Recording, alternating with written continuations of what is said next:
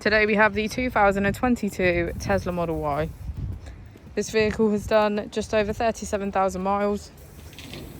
It has an automatic transmission and a fully electric motor.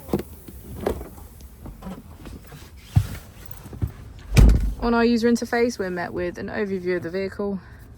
This allows us to open the bonnet, charging port and boot, all from within inside the car.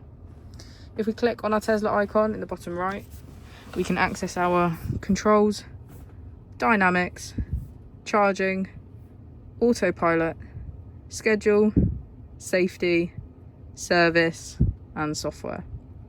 Within safety, we have advanced features such as our Joe mode, pin to drive and glove box pin.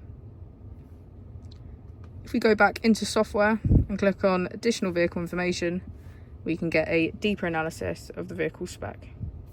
The Model Y comes with a 360 degrees camera, and with that you can access your dash cam.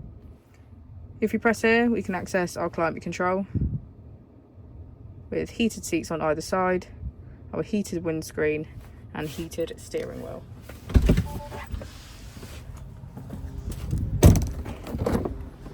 As we go into the back of the vehicle, we can see that it has a full leather, black interior and get a good view of our panoramic roof.